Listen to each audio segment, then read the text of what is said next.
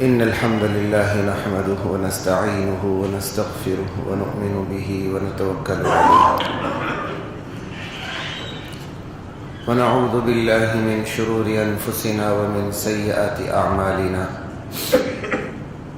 من يهده الله فلا مضل له ومن يضلل فلا هادي له ونشهد أن لا إله إلا الله وحده لا شريك له ونشهد أن محمدا عبده ورسوله أما بعد فأعوذ بالله من الشيطان الرجيم بسم الله الرحمن الرحيم ألف لام ميم ذلك الكتاب لا ريب فيه هدى للمتقين الذين يؤمنون بالغيب ويقيمون الصلاة ومما رزقناهم ينفقون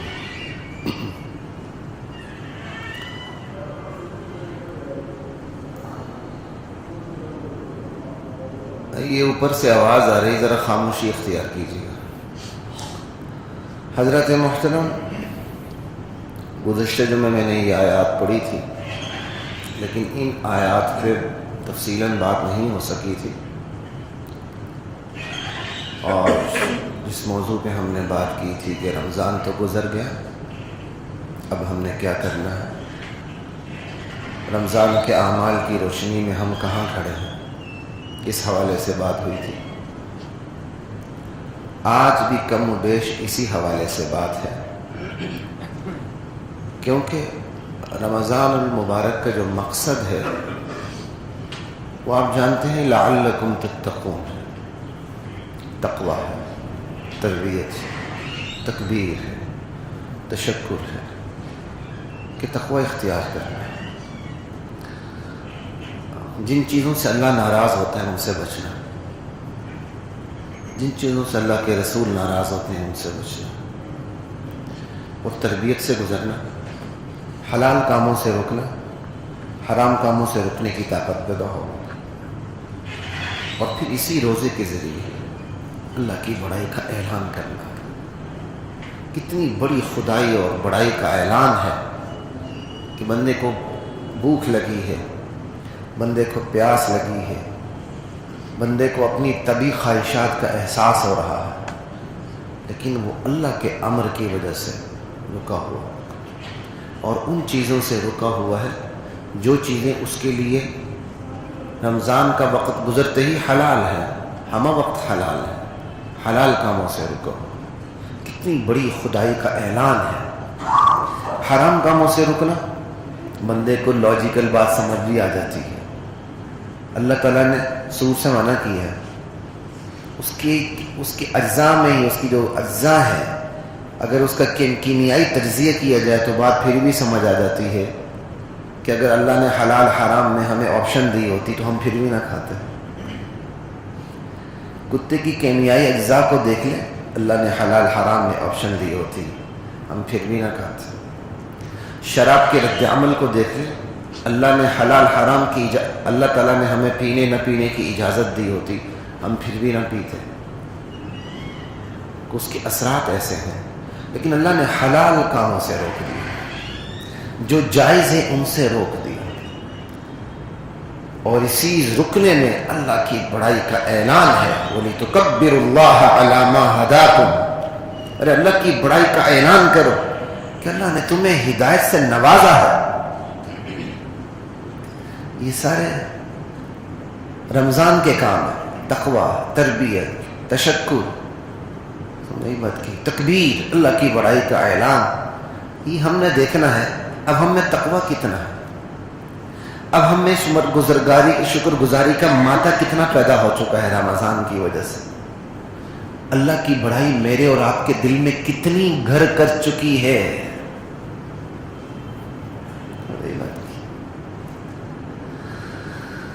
برصغیر پاک و ہند کا معاشرہ بڑا مشرکانہ معاشرہ ہے، یہاں توحید کے علم بردار بھی پھسل جاتے ہیں۔ الحمدللہ اب تو شعور ہے، ادراک ہے، تعلیم کا ماحول ہے، لوگوں کو بات سمجھ میں آ رہی ہے۔ الحمدللہ اب تو اہل سنت کی جو مختلف مسالے کی ان میں بھی قربتیں بڑھ رہی ہیں، دوریاں کم ہو رہی ہیں. یہ اللہ کا بہت بڑا احسان ہے. اور یہ چیز تعلیم، شعور اور دین کو بے لاکھ سننے کا نتیجہ ہے. ورنہ اسی لاہور کی مسجدوں میں لکھا ہوتا تھا کہ بھائی فلاں مسلک کا بندہ یہاں نہ ہے. امام صاحب فتویٰ دیتے تھے کہ اتنی مرتبہ مسجد کو دھونا لازم ہو چکا ہے. شاید گاؤں میں بھی کہیں نہ کہیں ہو، لیکن اب جہاں جہاں شعور پیدا ہو رہا ہے وہاں یہ چیزیں ختم ہوتی جا رہی ہیں. الحمدللہ اللہ اس سے اور زیادہ قربتیں بڑھائے. اس لیے ان چیزوں سے بالاتر ہو کے دین کو سمجھنے کی ضرورت ہے. بس دین کو اچھی طرح سمجھیں، اپنی پارٹی اور ان چیزوں کو ایک طرف رکھ دیں. قبر میں نہ نواز شریف نے آنا، نہ عمران خان نے آنا، نہ کہیں اور نے آنا. کل ہی آپ کے سامنے ایک ویڈیو وائرل ہوئی، سمجھ بات کی، لوگ اس کی حمایت میں بھی کھڑے ہو گئے. کوئی سمجھ میں بات آتی ہے؟ مجھے بتائیں کس مسلک میں یہ کام جائز ہے؟ بریلوی، دیوبندی، اہل حدیث. میں صرف اہل سنت کی بات کر رہا ہوں کیونکہ یہ منبر اہل سنت کا ہے. بس میں اہل سنت کے علاوہ کچھ جانتا بھی نہیں، یہ بھی میرا اعلان ہے. میں آپ سے یہ پوچھنا چاہتا ہوں، اہل سنت کے حوالے سے جتنے مسالک ہیں کس کا اختلاف ہے؟ کسی کا نہیں. زیادہ سے زیادہ اختلاف اس میں ہوگا یہ عمل شرک ہے کہ نہیں. جو کم سے کم درجہ ہے وہ اتنا کہ اگر بندے نے عبادت کی نیت سے سجدہ نہیں کیا یہ حرام تو ہے، اسے شرک نہیں کہیں گے. کم سے کم درجہ یہ ہے، اس سے نیچے کوئی درجہ ہی نہیں ہے. اس لیے اس پر سمجھوتے کی کوئی گنجائش نہیں ہے. کوئی اپنے لیڈر کے ساتھ اپنا حشر کروانا چاہتا ہے تو جائے حشر کرے، وہ کسے باشد کوئی بھی لیڈر ہو. لیکن اگر آپ نے اپنا امام قرآن کو بنایا ہے، آپ نے اپنا امام اللہ کے رسول کی سنت کو قرار دیا ہے، آپ نے رسول اللہ کے پیچھے چلنا ہے، آپ نے ائمہ مجتہدین کو دیکھنا ہے، آپ نے صحابہ کو دیکھنا ہے، آپ نے 1400 سال کے طرز عمل کو، اجماع کو، کنسنسس کو دیکھنا ہے. تو پھر ہر ایک کو اپنی ناک کی سیٹ درست رکھنی پڑے گی، وگرنہ منکر نکیر کسی کے نہیں ہیں، کرامن کاتبین کسی کے نہیں ہیں، یہ سب اللہ کے نمائندے. اس لیے رمضان گزر گیا، دیکھ لیں اللہ کی بڑائی کا مادہ کتنا میرے اور آپ کے اندر پیدا ہوا. اللہ نے تو پہلے دن سے اعلان کر دیا ما قدر اللہ حق قدرہ. اللہ کی قدر کا جو حق تھا وہ مخلوق نے وہ قدر نہیں کی اللہ کی. ما لکم لا ترجون للہ وقارا. کیا ہو گیا تمہیں اللہ کے وقار کا کوئی خیال نہیں، اس کی عظمت کا کوئی پاس نہیں. وقد خلقکم اطوارا. اللہ تو وہ ہے جس نے تمہیں تخلیق کے مختلف مراحل سے گزار کر یہاں تک پہنچایا ہے. اللہ چاہتا تو ہم فوراً اسی طرح اگتے، یکدم بندہ بن کے سامنے آ جاتے.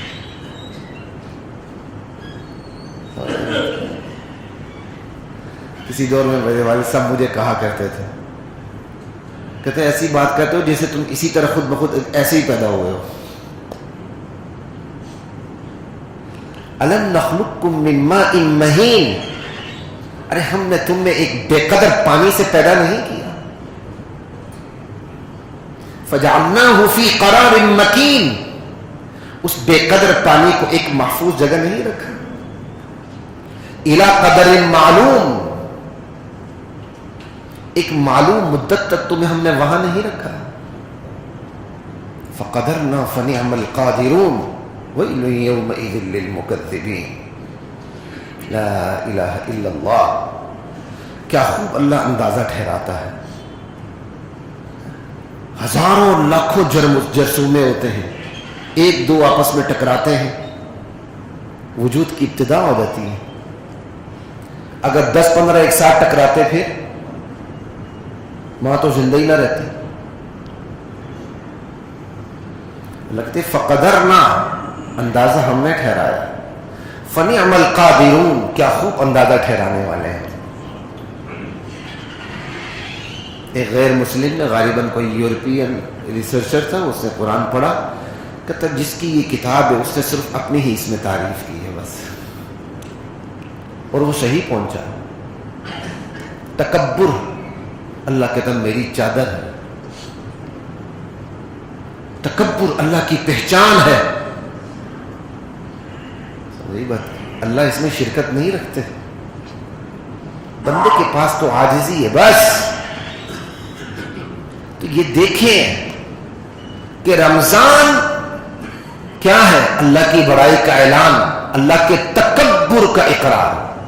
جب تکبر اللہ کے لیے روا ہے تو ہمارے پلے کیا آیا؟ ہمارے دامن میں عاجزی آئی. بس یہ دیکھ لیں کتنی عاجزی ہے. وہ عاجزی کس کے لیے آئی؟ وہ عاجزی کس کے لیے آئی؟ اللہ کے لیے آئی، کسی اور کے لیے نہیں آئی ہے. یہی بات کی. بس یہ دیکھیں رمضان میں ہم نے کیا کھویا، کیا پایا. رمضان سے ہی گزرا، اللہ کی بڑائی دل میں گھر کر گئی. سب کچھ اللہ سے ہونے کا یقین، مخلوق سے کچھ بھی نہ ہونے کا یقین. یہ چیز پیدا ہوئی. اس مٹی میں بدعات اور شرکیات بھرے ہوئے ہیں جراثیم. ان چیزوں سے بچیں. ہر مسلک کے معتبر عالم کو دیکھیں، وہ چیزیں آپ کو ضرور بتائے گا. سمجھ آئی بات؟ لا الہ الا اللہ واللہ اکبر. تو یہی ہے کہ جب آپ کے اندر اور میرے اندر اللہ کی بڑائی رچ بس جائے تو پھر اس پہ سودا نہیں ہے. پھر وہ بڑائی پیمانہ ہے، کوئی اور پیمانہ نہیں ہے. آج ہم نے اپنی پارٹی کو پیمانہ رکھا ہوا. کسی ایک پارٹی کی بات کرے نا، اگلے والا کیا کرتا ہے؟ کاپی پیسٹ کر کے دوسری پارٹی کی ایک لگا دیتا ہے. ارے بھائی، اس دوسرے کے گناہ کی وجہ سے پہلے کا گناہ جائز ہو گیا کیا؟ ہم بتائیں ہماری سوچ، ہمارا لیول کیا ہے؟ اگر آپ ایک پارٹی کے بارے میں بات کرتے ہیں، دوسری پارٹی کا فالوور دوسری پارٹی کے بارے میں ایک کاپی پیسٹ لگا کے مطمئن ہو جاتا ہے جیسے اس نے انڈیا فتح کر لیا، کشمیر فتح کر لیا. ارے بھائی وہ بھی غلط ہے، بس بات ہی ختم ہوگی. لیکن یہ چیز کیوں نہیں آتی؟ پیمانہ نہیں ہے. پیمانہ اللہ کی بڑائی کو تسلیم کرنا ہے. اقرار باللسان و تصدیق بالقلب. اقرار باللسان، زبان سے اقرار ہے، اس سے پہلے دل بے اختیار پکار اٹھے اور وہی چیز زبان پہ آ جائے. وہی چیز میرے اور آپ کے اعمال سے، اعضاء سے، جوارح سے ظاہر اور پھوٹ پڑے. سمجھ رہی بات کی؟ چھلک پڑے. اللہ کی بڑائی پیمانہ ہے، اور ایسا پیمانہ ہے کہ ہم نبیوں کو بھی تسلیم اللہ کے حکم کی وجہ سے کرتے ہیں. ہم حضرت عمر کو نبی نہیں مانتے. کیوں نہیں مانتے؟ اس لیے نہیں مانتے کہ اللہ نے نبی نہیں بنایا، وگرنہ ہمارے رسول کا ارشاد ہے میرے عمر میں نبوت کی تمام صلاحیتیں موجود ہیں. ایسا ہے کہ نہیں؟ لو کان بعدی نبی لکان عمر. میرے بعد کوئی نبی ہوتا تو عمر ہوتا. کیا مطلب؟ نبوت کی تمام تر صلاحیتیں موجود ہونے کے باوجود عمر نبی نہیں. اور جو عمر کو نبی مانے اس کا اسلام سے تعلق نہیں. کیوں؟ اس لیے کہ اللہ نے نہیں بنایا. اور جن کو اللہ نے نبی بنایا ان کا نام مجھے اور آپ کو آتا ہو یا نہ آتا ہو، ان کا اور مجھے آپ کو عطا پتا ہو یا نہ ہو، ان پر ایمان لانا میرے اور آپ کے ایمان کا جزو ہے. اس کے بغیر میرا آپ کا ایمان مکمل نہیں ہے. کیوں؟ اللہ کا حکم ہے. یہی اللہ کی بڑائی. ہم مسلمان ہیں. عیسیٰ علیہ السلام ہمارے نبی سے پہلے نبی گزرے ہیں. عیسیٰ علیہ السلام کی نبوت پر اگر ہم ایمان نہ رکھیں باوجود کہ ہم مسلمان ہیں, محمد الرسول اللہ کی امتی ہیں, اس کے باوجود اگر ہم محمد الرسول اللہ کے پر ایمان رکھنے کے باوجود, اللہ کی توحید پر ایمان رکھنے کے باوجود عیسیٰ علیہ السلام کی نبوت کا انکار کر دے تو ہمارا ایمان نہیں رہتا. کیوں نہیں رہتا؟ اللہ کے حکم کی نافرمانی ہے, انکار ہے. صرف نافرمانی نہیں بلکہ انکار ہے. ہم مسلمان ہی نہیں رہتے. موسیٰ علیہ السلام یہودیوں کے نبی, عزیر علیہ السلام یہودیوں کے نبی, اس کے باوجود ہم محمد الرسول اللہ کی امتی, ہم ان نبیوں کو بھی تسلیم نہ کریں تو ہم مسلمان نہیں. اس لیے نہیں کہ اللہ کے حکم کا انکار ہے. یہ اللہ کی بڑائی ہے, یہ ہے اللہ کی بڑائی. ابا جی آپ بہت اچھے ہیں, آپ سے مجھے بہت محبت ہے. اچھا بیٹا یہ کام کر دو. نہیں ابا یہ کام تو مجھ سے نہیں ہو سکتا, میں نے تو اپنی بیوی کی ماننی ہے, میں نے تو اپنے بچوں کی ماننی ہے. آپ ہیں بہت اچھے لیکن میں آپ کا حکم نہیں مان سکتا. آپ اس بچے کو کیا کہیں گے؟ یا اللہ تیری بڑائی کی کیا بات ہے, نماز نہیں پڑھنی, روزہ نہیں رکھنا, زکوٰۃ نہیں دینی, بلکہ انکار پہ اتر آنا ہے. تو وہ چاہے زبان سے 1,00,000 مرتبہ کہے کہ میں اللہ کی بڑائی کو تسلیم کرتا ہوں, 1,000,000 مرتبہ کہے اللہ اکبر, اللہ کہتا ہے یہ سب سے بڑا کذاب و دجال ہے. اس کی زبان سچ بول رہی ہے, اس کا دل اس کی زبان کا ساتھ نہیں دے رہا.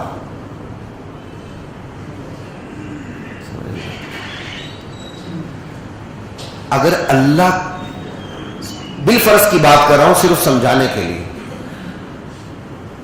آخری نبی کون ہے؟ محمد الرسول اللہ. ہم آخری نبی اللہ کے نبی کو کیوں مانتے ہیں؟ اس لیے کہ اللہ کا فرمان ہے. اگر یہ اللہ کا فرمان نہ ہوتا تو ہم آخری نبی نہ مانتے, بلکہ نبوت کا سلسلہ جاری ہوتا. پھر نبوت کہاں تک پہنچتی؟ حضرت عمر تک بھی پہنچتی, آگے تک بھی پہنچتی, اس سے بھی آگے جاتی.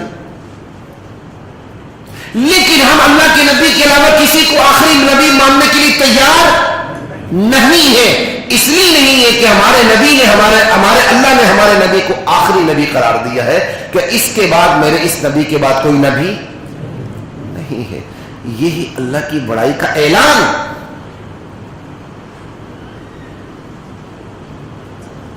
یہ ہمیں سمجھ ہی نہیں آتی بات ہے.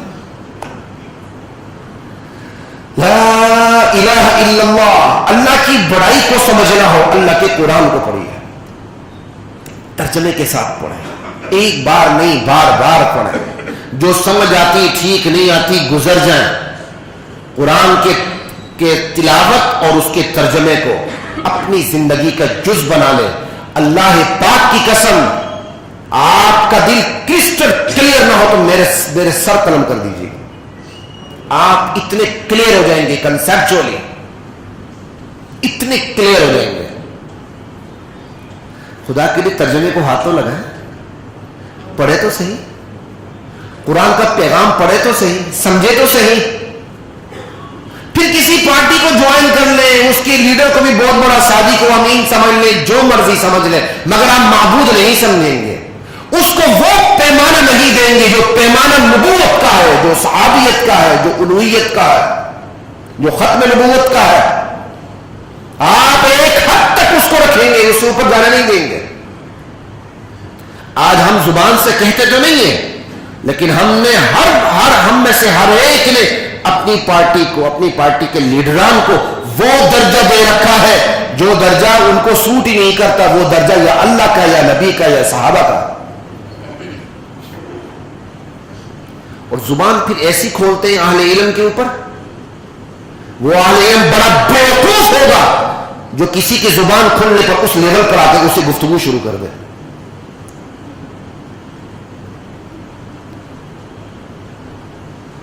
الف لام میم ذالک الکتاب، یہ الف لام میم ہی اللہ کی بڑائی کا اعلان ہے. اللہ کہتے ہیں ٹل لگا لو، تمہیں الف لام میم کے مطلب سمجھ میں نہیں آ سکتا کیونکہ میں نے نہیں بتایا. یہ اللہ کی بڑائی کا اعلان ہے. اور خود اسی سورہ بقرہ کی ابتدا ہے. سورہ آل عمران کی ابتدا ہوتی ہے. اللہ اسی سورہ بقرہ کی ابتدا الف لام میم سے کی، سورہ آل عمران کی ابتدا بھی الف لام میم سے کی. اور سورہ آل عمران کی چند آیات کے بعد اللہ کہتے ہیں قرآن کریم میں چند آیات ہیں، کچھ متشابہات ہیں، باقی محکمات ہیں. متشابہات کے معنی کو کوئی سمجھ ہی نہیں سکتا سوائے اللہ کے. وما يعلم تأويله الا اللہ. یہ اللہ اپنی بڑائی جتلا رہے ہیں. میں چاہوں تو بتا دوں، چاہوں تو نہ بتلا دوں. عرب اپنی فصاحت کے عروج پہ انہوں نے قرآن کریم کے اندر الف لام میم کو انہونا نہیں سمجھا، حامیم کو انہونا نہیں سمجھا. عین سین قاف کاف ہا یا عین صاد طہ یاسین انہونا نہیں سمجھا، لیکن مطلب انہیں بھی معلوم نہ ہو سکا. آج اس کو تھوڑی بہت بھی اردو آتی ہے، اردو کو تو چھوڑے یار، اردو تو کسی کو آتی نہیں ہے. معمولی دیسی انگلش بھی آتی ہو نا تو آپ کسی سوشل میڈیا پہ تھوڑا سا لفظ غلط لکھ دیں، سب ہنسنا شروع ہو جائے گے. اردو پہ کوئی نہیں ہنسے گا، ماشاءاللہ کوئی نہیں ہنسے گا. بلکہ سلیس اردو بھی رکھیں گے تو آپ کو آگے سے یہی فتویٰ ملے گا اتنی مشکل اردو کیوں آپ استعمال کرتے ہیں.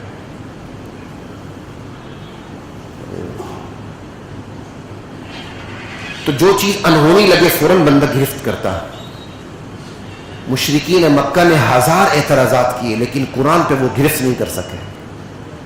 قرآن کی زبان ایسی ہے. اللہ کی بڑائی کا اعلان ہے. الف لام میم. اللہ نے کہا میں نہیں بتاتا ہوں، جاؤ. جب اللہ بتانے کا آئے گا جنت میں انشاءاللہ ہمیں معلوم ہو جائے گا انشاءاللہ کہ اس کے مطلب کیا ہے. یہ اللہ کی بڑائی کا اعلان ہے. ذالک الکتاب، یہ ہے وہ عظمتوں والی کتاب. میں آپ کو کئی بار پہلے بھی بتا چکا ہوں. زبان کو جب ٹرانسلیٹ کرتے ہیں تو ویسے ہی لاجیکل ایک قاعدہ ہے کہ ہو بہو زبان ٹرانسلیٹ نہیں ہوتی. کیوں؟ آپ اس کی کیفیات کو ٹرانسلیٹ تو نہیں کر سکتے نا، آپ اس کی کیفیات کو کنورٹ نہیں کر سکتے دوسری زبان میں. عربی اپنے اندر کیفیات کا سمندر رکھتی ہے. صرف کیفیات نہیں، معنی بھی ایسے ہیں جو صرف اس لفظ سے آپ سمجھ سکتے ہیں، اس کو کسی اور زبان میں ٹرانسلیٹ کر کے لا نہیں سکتے، ورنہ وہ پورا 2 گز کا جملہ بن جاتا ہے.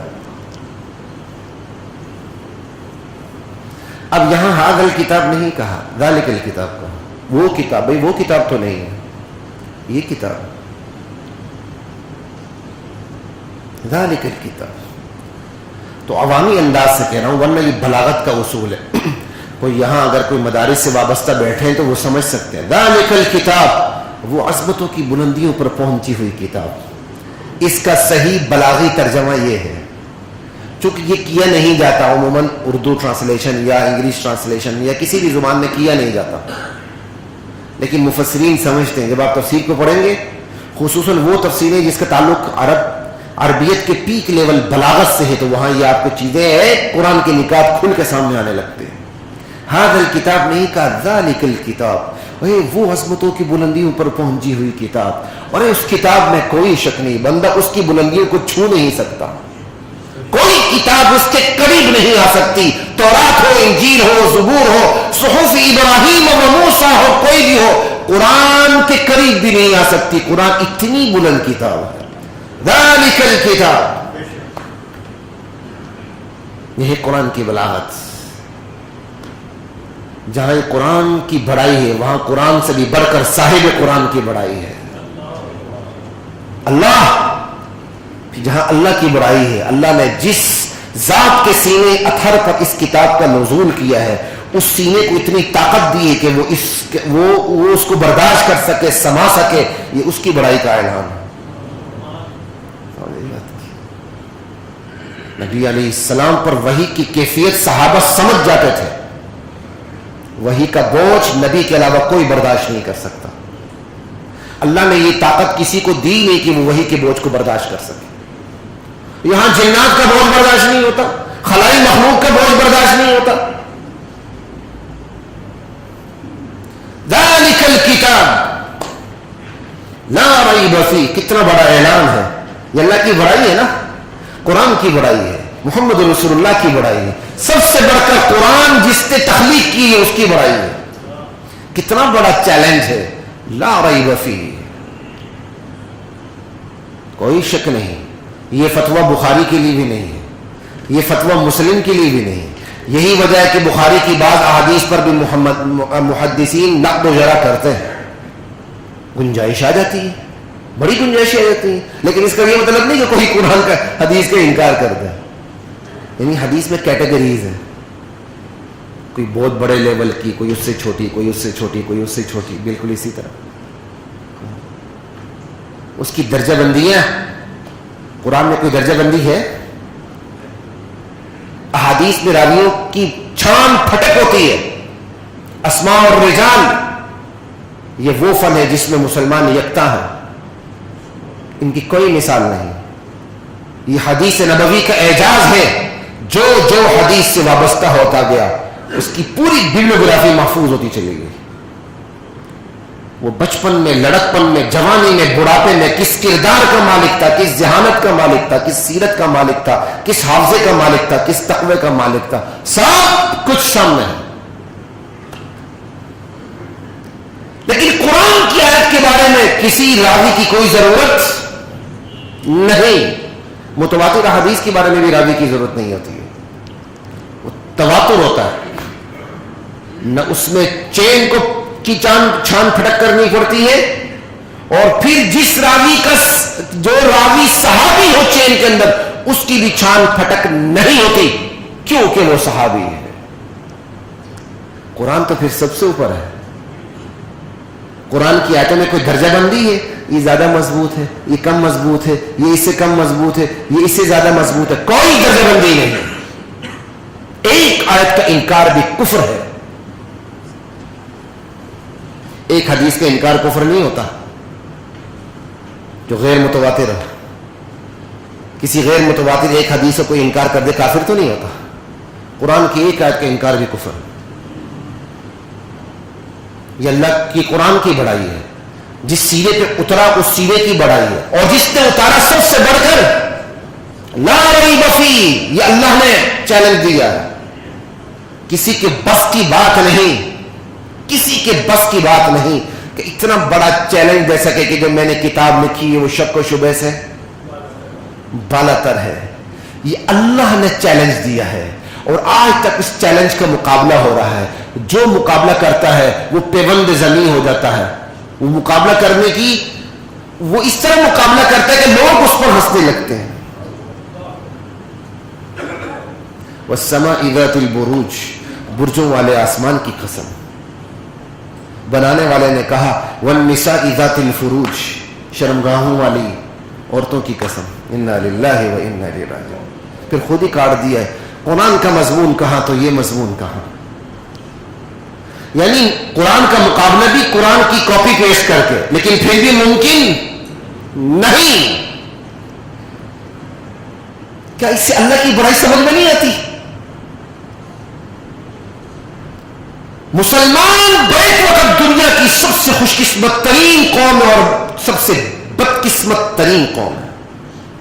سب سے خوش قسمت ترین اس لیے نبیوں میں سب سے بڑے نبی کو جو سب سے بڑا معجزہ عطا ہوا وہ میرے اور آپ کے سامنے ہے. ہر نبی کے ساتھ اس کے معجزے چلے گئے. اگر وہ کتاب معجزہ تھی تو آستہ آستہ کتاب بھی اپنے وقت پہ رخصت ہو گئی. ہمارے نبی دنیا سے رخصت ہو گئے. آپ کو جو معجزات ملے ان میں سب سے بڑا معجزہ قرآن کریم ہے. وہ قیامت تک کے لیے اللہ نے اس کی حفاظت کی ذمہ داری لی ہے. وہ میرے اور آپ کے سامنے ہے. ایک 7 سال کا بچہ بھی کھڑا ہو جائے تو وہ پورا قرآن سنا دیتا ہے. اس دفعہ یہاں سناتے ہوئے میرے پیچھے ایک بچہ کھڑا ہوا جو یہاں نماز میں بھی آتا ہے. میں نے دیکھا, یقین کرے اس کا روب مجھ پہ طاری ہو گیا تھا. اس کا روب میرے اوپر طاری ہو گیا تھا. عام سامنے کا روب طاری نہیں ہوتا، لیکن بخدا اس بچے کا روب میرے اوپر طاری ہو گیا تھا کہ بچہ اب اس کو وہ سپارے یاد ہیں، یہ میرا پیچھے سن رہا ہے. واللہ اس کا پریشر میرے اوپر نفسیاتی طور پہ پڑ گیا تھا، لیکن اللہ نے میری حفاظت کی، لیکن اس کا اثر میرے اوپر پڑا تھا. پھر میں بھی دیکھتا ہوں جب میں بچہ تھا جن کی میں سماعت کرتا تھا ان پہ پریشر پڑ جاتا تھا. پھر میری طبیعت ایسی تھی کہ معافی نہیں ہوتی تھی، میں پکڑ لیتا تھا. پریشر پڑتا. یہ کیا ہے؟ یہ قرآن کا زندہ معجزہ ہے. پھر بھی بات سمجھ نہیں آتی اللہ کی وٹے کی. خوش قسمت ترین قوم یہ کہ نبیوں میں سے جو سب سے بڑے نبی ہو، اس نبی کو جو سب سے بڑا معجزہ عطا ہوا وہ اس کے سامنے کھلی کتاب کی طرح موجود ہے. اور بدقسمت ترین قوم بھی یہ، اس کھلی کتاب کو پڑھنے کو ان کو توفیق نہیں ملتی، اس سرچشمے سے اپنے آپ کو وابستہ کرنے کی توفیق نہیں ملتی، اس سرچشمے سے کچھ گھونٹ پینے کی توفیق نہیں ملتی. اس سے بڑی ہماری کوئی بدقسمتی ہے؟ دنیا کی ہر کتاب پڑھ لیں گے، نہیں پڑھیں گے تو اللہ کی کتاب کو نہیں پڑھیں گے. یہ فیشن بنا ہوتا ہے کہ نہیں؟ میں مخصوص برادری کو بھی سمجھتا ہوں جن کے اندر فیشن ہے. کوئی یورپ میں نئی کتاب آتی تو باقاعدہ ڈسکشن کے اندر بات کرتے ہیں، فلاں کتاب آپ نے پڑھی، باقاعدہ اس کتاب کا وہ بندہ نام لیتا ہے جو عام لوگوں کو پتہ نہیں ہوتی. پھر وہ ایک ٹرینڈ بن جاتا، ہاں یار فلاں بیرسٹر نے کہا تھا یہ کتاب آ چکی مارکیٹ میں، آپ نے یہ پڑھی کہ نہیں پڑھی؟ اس کو سورہ اخلاص بھی نہیں آ رہی ہوتی. ایسے ہی ہے نا، ہم سب شریک ہیں اس میں. عاشق معشوقی کی کتابیں پڑھ لیں گے، دیوانوں کی کتابیں پڑھ لیں گے، سمجھ آئی؟ جنون اور مجنون بن جائیں گے، نہیں پڑھیں گے اللہ کی کتاب، نہیں پڑھیں گے. سب سے بڑے نبی کے اوپر جو سب سے بڑا معجزہ رونما ہوا اس کتاب کو نہیں پڑھیں گے. اس سے بڑی بدقسمتی ہماری کوئی ہے؟ قبر اپنی، میرے بھائیوں قبر اپنی ہے. میری قبر میں کوئی نہیں آئے گا، میرے والدین نہیں آئیں گے، میری جوانی میں میری فوتگی ہوتی ہے، میرے ماں باپ میری قبر پہ مٹی ڈالنا کار ثواب سمجھیں گے، لیکن اندر نہیں آئیں گے. اندر بس میرے اعمال کام دیں گے. قرآن پڑھا ہوگا، قرآن سفارشی بن کے آئے گا. لا الہ الا اللہ پڑھیں، خدا کے لیے قرآن پڑھیں. پھر یہ سارے گلے شکوے آپ کے ختم ہو جائیں گے. کس مولوی کی بات مانے، کس صوفی کی بات مانے، ہر ایک اپنی مارتا ہے، اپنی بات کرتا ہے. یار قرآن ہے، پڑھیں نا. شیعہ، سنی، بریلوی، دیوبندی، اہل حدیث، وہابی، آپ جتنے مرضی نام فرقوں کے لے لیں، تمام فرقوں کے دستخط موجود ہیں. ایسے قرآن کے ترجمے الحمدللہ ہمارے اس معاشرے میں موجود ہیں. الحمدللہ ایسی شخصیات ہیں جو یہ محنت کر کے گئی ہیں. میں ان کی زندگیوں پہ اشش کرتا ہوں. بلکہ کافی پہلے میں ایک اس شخصیت سے ملنے کا بھی مجھے اتفاق ہوا جنہوں نے وہ قرآن کا آسان ترجمہ لکھا ہے جس پر تمام مسلک کے دستخط ہیں. میں گیا، ان سے ملا، بڑے بڑھاپے میں تھے. میں ان سے کوئی چیز بھی طلب کی ترجمے کے حوالے سے. انہوں نے کسی تفسیر پہ کوئی کام کیا ہوا تھا. انہوں نے کہا جی میں نے لکھا ہے، تاج کمپنی نے چھاپا نہیں، میں آپ کو دے دیتا ہوں. پھر میں دوبارہ گیا نہیں، ان کی وفات ہو گئی. ان کے وارثوں کے پاس جانے کی پھر مجھے کبھی ہمت نہیں ہوئی کہ میں ان سے جا کے وہ چیز مانگوں. لیکن ابھی بھی میرا شوق ہے کہ میں پتہ کر لوں. مجھے ان کی زندگی پہ رشک آتا ہے، کیا کام کر گئے. ترجمہ لکھا، تمام مسلکوں تمام فرقوں کے سائن بھی کروا دے کہ یہ ترجمہ بالکل ایکوریٹ ہے. اگر مجھے اور آپ کو عربی نہیں آتی تو کم سے کم ان ترجموں کو ہی دیکھ لیں جن پر تمام مسالک کا اتفاق ہے. وگرنہ اتنی عربی تو، بیسک عربی تو آنی چاہیے. اگر آپ آکسفورڈ کی ڈکشنریاں اپنے پاس لکھ کے سارے مسئلے حل کر رہے ہوتے ہیں تو اتنی تو آپ کے پاس ہونی چاہیے نا، کوئی عربی آپ کے پاس لغت ہو اور آپ کو پہلے سے کوئی شدھ بدھ ہو عربی کی، اور آپ اس کو دیکھتے چلے جائیں، آپ کو بات سمجھ آتی چلی جائے. پھر جن کے پاس بنیادی باتیں ہیں ان کی صحبت اختیار کر لیں. لا ریب فیہ ھدی للمتقین، اہل تقوی کے لیے یہ کتاب ہدایت ہے. جو متقین بنے انہیں قرآن نے تقوی دار بنایا. جو متقین بنیں گے قرآن ہی انہیں تقوی دار بنائے گا. ھدی للمتقین، یہی تقوی رمضان کریم کا مقصد تھا. اسی تقوی کا ذکر یہاں ہے. اب یہاں آپ کو لانے کا میرا مطلب یہ ہے کہ رمضان کا جو مقصد ہے وہ جو میں آپ کو تفصیلاً بتا چکا ہوں، تقوی، تکبیر، تشکر، اللہ کی بڑائی، تربیت، یہ ساری چیزیں جو مزاج کو بدلنے آیا، تو چلیں ہم صرف ایک تقوی کو لے لیتے ہیں، لعلکم تتقون۔ اب میرے سمیت ہر شخص دیکھے کہ اس کے اندر تقوی بیدار ہوا ہے کہ نہیں، تو بس سورہ بقرہ کی ابتدائی آیات کو دیکھ لیں، یہ پیمانہ۔ تقوی کوئی انہونی چیز نہیں کہ آپ کو ڈیفائن کرنا پڑے، کہیں اور چلے جائیں، مسئلہ کشمیر بنا دیں اس کو، جس طرح بعض لوگوں نے صادق اور امین کو بھی مسئلہ کشمیر بنا دیا تھا۔ سمجھ آئی بات؟ یہ مسئلہ کشمیر ہم تب بناتے ہیں جب ہماری نیتیں ٹھیک نہیں ہوتی ہیں، وقت اسلام میں صداقت و امانت کوئی مسئلہ کشمیر نہیں ہے، تقوی مسئلہ کشمیر نہیں ہے۔ حضرت عمر فاروق رضی اللہ تعالی عنہ ابی بن کعب سے پوچھا رضی اللہ عنہ، ابی بن کعب یہ بتاؤ تقوی کسے کہتے ہیں؟ کہا امیر المومنین آپ جاری دار راستے سے گزرے ہیں؟ کہا کئی بار گزرا ہوں۔ کہا کیسے گزرے ہیں؟ کہا دامن کو سمیٹتے ہوئے۔ کہا یہی تو تقوی ہے، دنیا کی جاڑیوں سے گزرتے ہوئے، گناہوں کی جاڑیوں سے، کانٹوں سے اپنے دامن کو سمیٹ کے چلنے کا نام تقوی ہے۔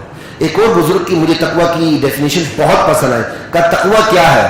کہا جو اپنے اندر ہے اس کو تھالی میں ڈال کے آپ بازار لے کے پھریں اور آپ کو شرم نہ آئے، یہ تقوی ہے۔ کیا بات ہے کہ جو میرے اندر ہے وہ میں تھال میں ڈال کے لے جا سکتا ہوں کسی کے سامنے، بس تقوی کی سمجھ آ جائے گی۔ یہ کوئی مسئلہ کشمیر نہیں ہے، یہ مسئلہ کشمیر تب بنتی ہے جب ہماری نیتیں درست نہیں ہوتی ہیں۔ ہر شخص یہ دیکھے کیا میں اس مقام پہ کھڑا ہوں کہ میرے اندر جو ہے وہ میں تھال میں ڈال کے سب کے سامنے پیش کر دوں، اور ذرا بھر مجھے ندامت پھر محسوس نہ ہو، اللہ بھی راضی ہو جائے۔ تو تقوی کی چند علامات ہیں۔ وقت ختم ہو رہا ہے، 3 4 5 6 منٹ ہیں، 5 7 منٹ ہیں، تو یہ کچھ تقوی کی علامات قرآن نے بتا دی ہیں کہ تقوی والے ہوتے کون ہیں۔ کالذین یؤمنون بالغیب، تقوی والے ہوتے کون ہیں؟ کہ تقوی والے ہوتے وہ ہیں جنہیں غیب پر ایمان ہوتا ہے۔ کیا مطلب؟ بن دیکھے، بن سمجھے نہیں۔ صحابہ کی تعریف آئی ہے وہ اندھے بہرے بن کے نہیں گرتے تھے، سوچ سمجھ کے بات کو قبول کرتے تھے۔ نبی کی نبوت کو سوچ سمجھ کے قبول کیا تھا، راستے کھل گئے۔ اللہ کی الوہیت کو سوچ سمجھ کے قبول کیا تھا، راستے کھل گئے۔ بن دیکھے ایمان لاتے ہیں۔ جنت دیکھی نہیں، دلیل کے زور پہ ایمان ہے۔ جہنم کو دیکھا نہیں، دلیل کے زور پہ ایمان ہے۔ فرشتوں کو دیکھا نہیں، دلیل کے زور پہ ایمان ہے۔ تقدیر بنانے والے کو دیکھا نہیں، تقدیر کے زور پہ ایمان ہے۔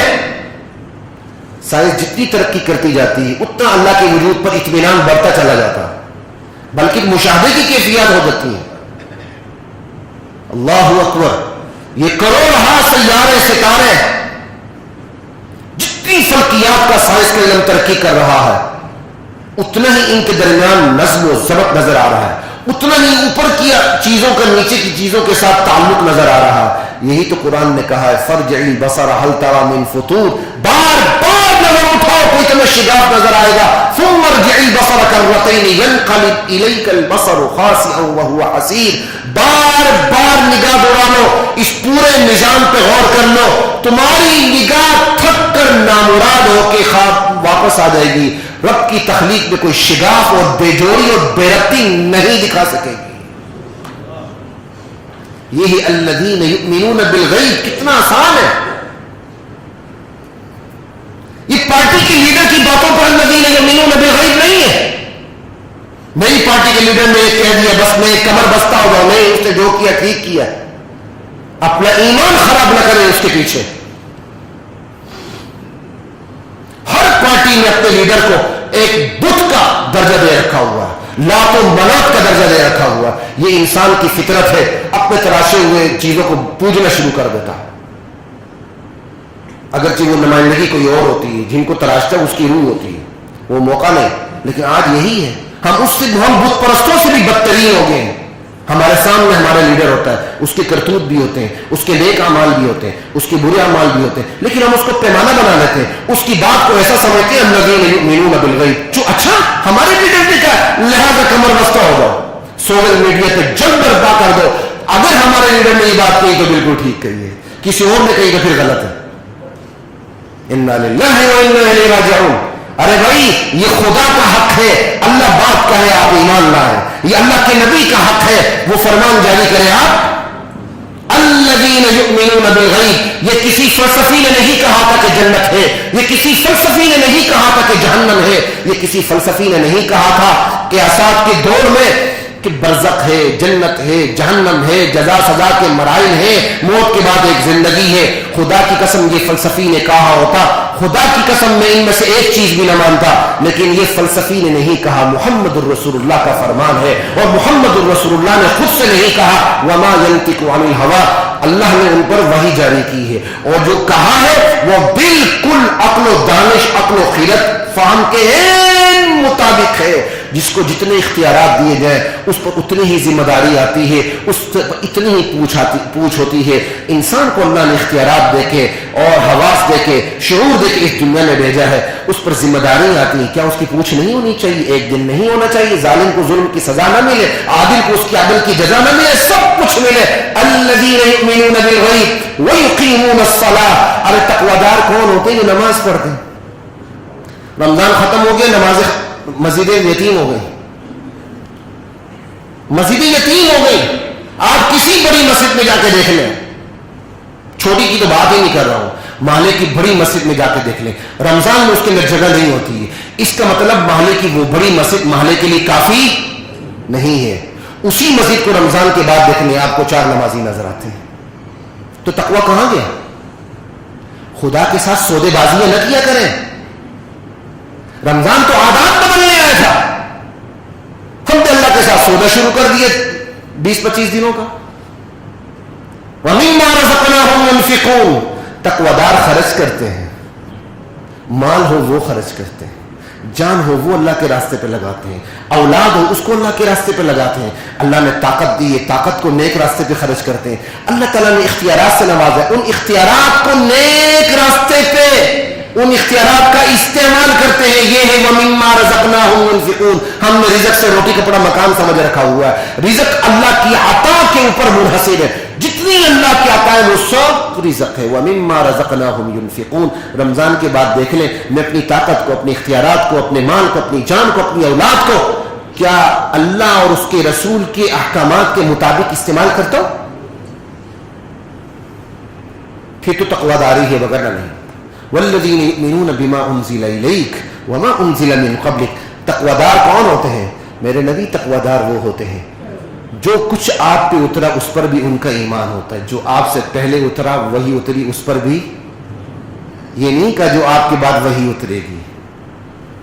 جو اللہ کے نبی کے بعد بھی کسی ہستی پر وہی اترنے کا قائل ہے وہ مسلمان نہیں ہے۔ آخری معصوم ہستی، آخری نبی محمد الرسول اللہ، بس محمد الرسول اللہ اس دنیا سے تشریف لے گئے، وحی کا چیپٹر کلوز ہو چکا۔